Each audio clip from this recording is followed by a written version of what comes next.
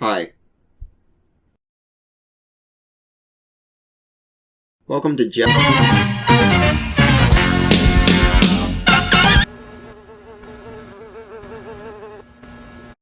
As you can see, we here at JellyTWOW Productions are so glad you could join us today. But enough about me. Let's look at you! Join me, won't you?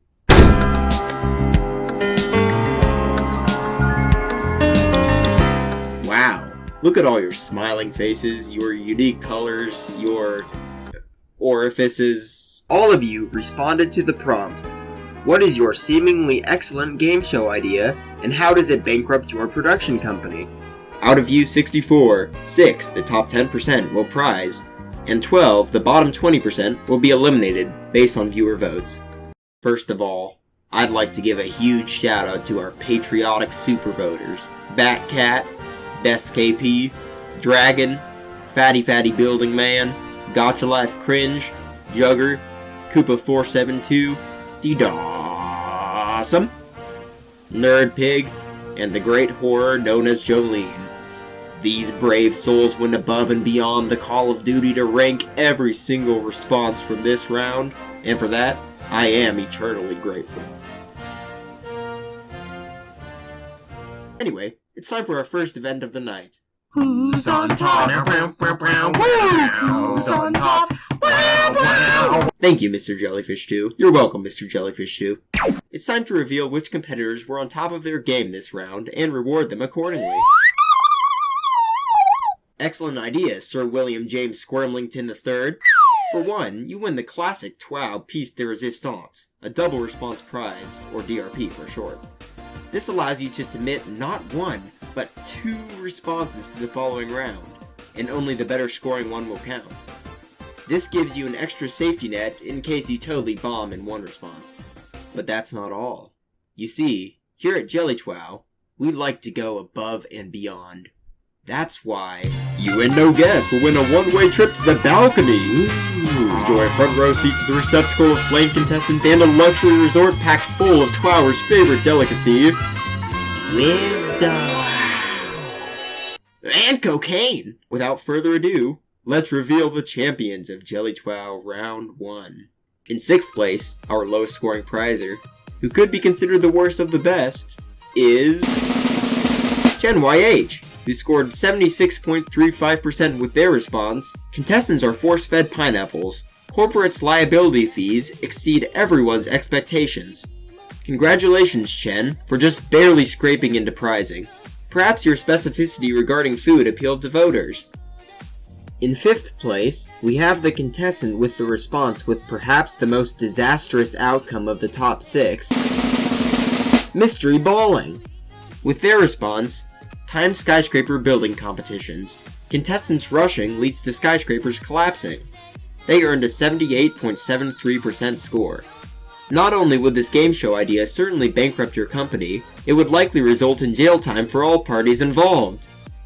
Our 4th place response was the most controversial of the top 6, with a standard deviation of 18.55%. Congratulations, Meowthzy!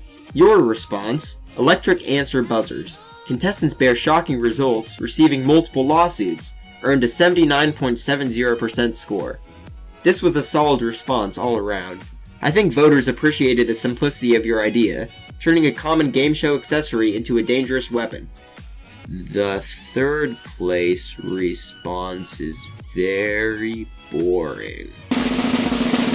Pink Tuna's Turtle Races episodes lasted 100 hours, audience attention dropped instantly, earned a score of 81.36% by describing a scene so slow and uninteresting that no one cared to watch it in the first place.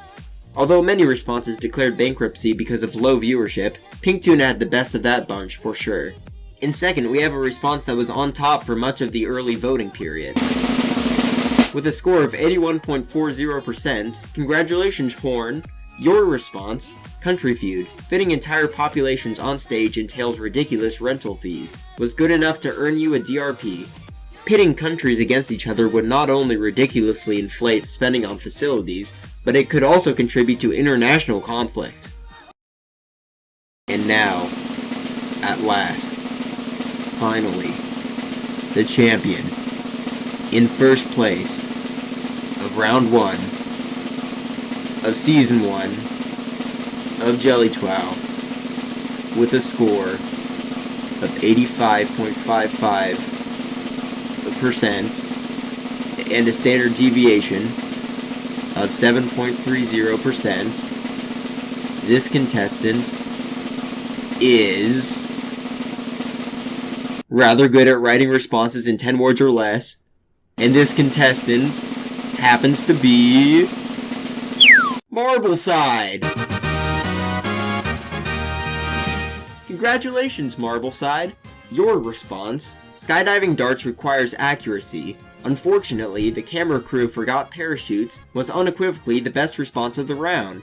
Despite your misuse of singular verbs, you earned a score that was over 4% larger than second place. You have earned this gold medal.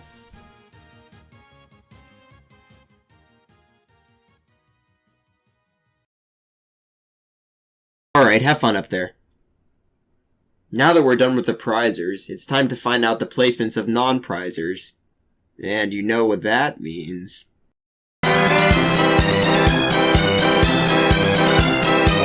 Alright, get ready to point and laugh, kids, because we're about to find out who missed the prize zone by 1. What?!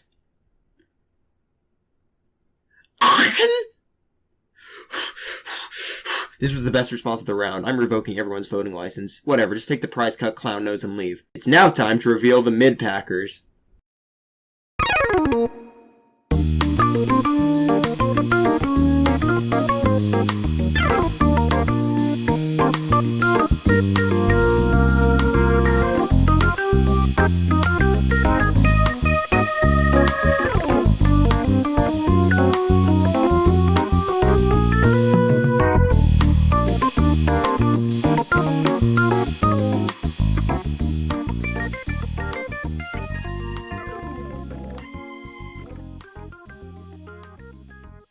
If you haven't been revealed yet, it's because you're in the danger zone.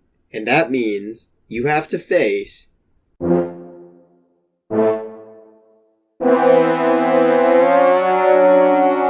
Alright, I don't have much time to explain. This is the receptacle of slain contestants. I have no idea what happens to you when you fall in, but that's okay, because legally you signed away your human rights to JellyTWOW Productions by responding to the first prompt. It was in the fine print somewhere. Anyway, there are 24 contestants here, the bottom 40% of this round. Out of these 24, 12 will be eliminated by the end of this ceremony. On this side, we will reveal the survivors going from top to bottom. On this side, we will reveal the eliminated from bottom to top. When you are eliminated, the lever behind you will be pulled, which will... Let's get this party started!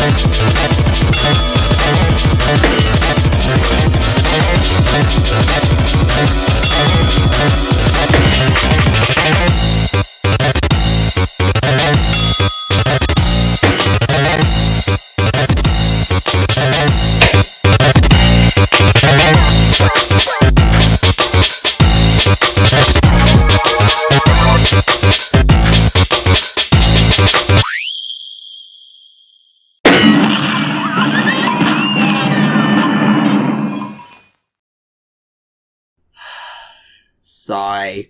Cue the obnoxiously emotional music. You all were truly, deeply, to your very core, genuinely, contestants on JellyTWOW Season 1. You all certainly responded to the first prompt, and, some of you were named Lillian67, among other names. Anyway, you're all dead now. Oh baby, it's stats time! I have 17 stat rolls to give out this episode. The rest will come into effect in future rounds. King of the Hill goes to the contestant with the highest average normalized rank, which, in this case, is obviously Marbleside. On the other end of the spectrum, the surviving contestant with the lowest normalized rank earns By a Thread, and that contestant is Fry's Rhythmic, the hyphenated legend. Now for the contestant who is performing exactly in the middle of the living contestants, neither rising above the rest nor sinking below. Matara6 earns Oreo Cream for managing to land in 26th place round 1. Unlucky goes to the contestant who has the highest average normalized rank, yet has not yet landed in the prize zone, which, in this case, is our unfortunate prize cuck, Aachen. Likewise, the living contestant with the lowest average normalized rank that has at some point been in the prize zone earns Barely Sneaking In, and that contestant is JellyTWOW. Let's take a look at controversiality. Whose response's quality was universally disputed, and whose was agreed upon. This is probably my favorite stat of this round, as both of these contestants have already earned a stat roll. And those are Marbleside with the least controversial response, and Fry's Rhythmic with the most controversial. That's right, the highest voted and lowest voted surviving contestants also earned both standard deviation stat rolls. You two really are on opposite sides of the JellyTWOW spectrum so far. Now for two stat rolls related to the length of responses. Shadow Leafy had the briefest response with 51 characters, earning them the aptly named Brief roll. Two living contestants tied for the longest response, with both Q and... the torture begins. Awesome! Using 98 characters. 2 stats to go until we find out the technically not technical champ. Those are Operatic, which is rewarded to the contestant with the highest ratio of vowels to consonants in their response, and Spitting, which is rewarded to the contestants with the lowest ratio of vowels to consonants in their response. Operatic goes to Low-Key, and Spitting goes to Caden. Finally, it's time for TNT. In case you're out of the loop, TNT, or Technically Not Technical, is a new optional challenge in JellyTWOW, where a surviving contestant can earn a double response prize without landing in the top 10%, by beating all other responses in an arbitrary competition, in this case, using the most ease. The contestant who earns the TNT for round 1 is... Loki. With their extremely excessively E-filled edict, they have secured a double response prize for the next round, and have earned the stat rolls Armed and Dangerous and One-Time Dynamite Investor. This round really showed how risky going for the TNT really is, as this response was only the second from last response to survive. Now, which contestant completely ignored the TNT? Who used the fewest E's? As an act of complete defiance, Dragon absolutely refused to use any E's in their response, earning them the pacifist role. Absolutely unacceptable, Dragon. Maybe one day you can have a career in writing lipograms, though. Exploded goes to the most unfortunate participant in the race for the TNT, the one who has come so close to earning that coveted prize yet fell just short. It goes to Mellow, because their valiant 18E effort, while impressively earning 10th place on the main leaderboard, was unable to surpass Loki's 21E beast of a response. Of course, there is one response that dwarfs all other TNT contenders, and that is Wary Wit's meme-worthy Beekeeper Abomination. Unsurprisingly, this was eliminated, so no prize for you. Here are some other miscellaneous stats from this round. This is a graph with standard score rankings on the x-axis, and TNT rankings on the y-axis. As you can see, there is minimal correlation between using a whole lot of E's and having a good or terrible response. JellyTWOW is closest to the origin, meaning they had the best balance between score and TNT, earning 6th place in the TNT, and 4th in the main competition, with Mellow close behind. Shadow Leafy and Celestial Overlord, on the other hand, struggled with both categories, with an average ranking of 46.5. Those two are one of 3 pairs of contestants that are right next to each other in both the regular and TNT leaderboards, the others being Fluffy Donut and the great horror known as Jolene, and Semicolon in brown and red circles. Plague was the only contestant to earn the same ranking on both the regular and TNT leaderboards. I wanted to know how contestants decided to bankrupt their companies, so I sorted every response into 8 categories. 10 have injuries and deaths, 10 have legal fees and lawsuits, 9 have other fees, 6 shows had low ratings, 9 have company property lost or destroyed, 6 have general bad publicity, and 14 are miscellaneous, with 9 clearly addressing the prompt and 5 not. Here are the average scores for each category. It seems like responses that explicitly address monetary issues or catastrophes appeal more to voters than the other, more indirect responses.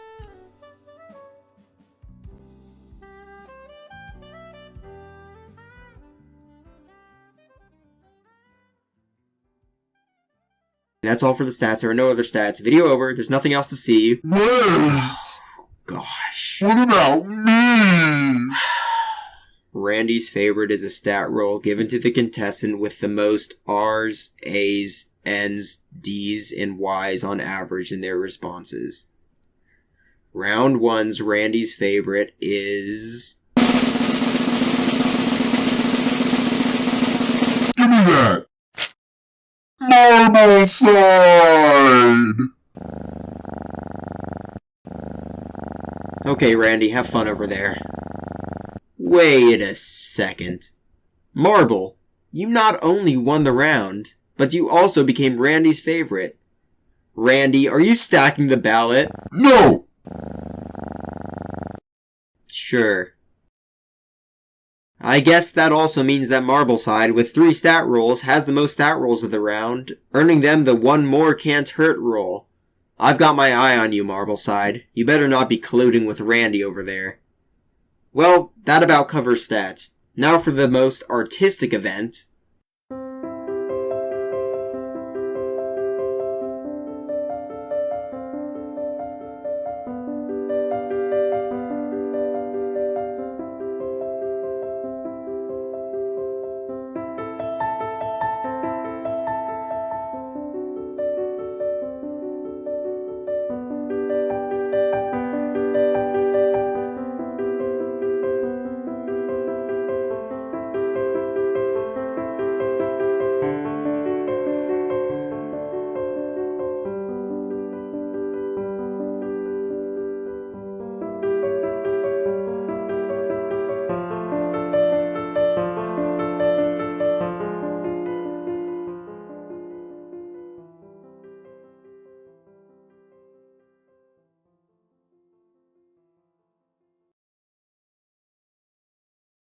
Thank you all for that beautiful JellyTWOW fan art. You know, all of this art really boosts my already massive ego. You know what I should do? I should start a religion revolving around myself. But what should worshippers of me do? Maybe... prove their admiration of jellyfish overlords, participate in swimming competitions. Yeah, that's what I'll do.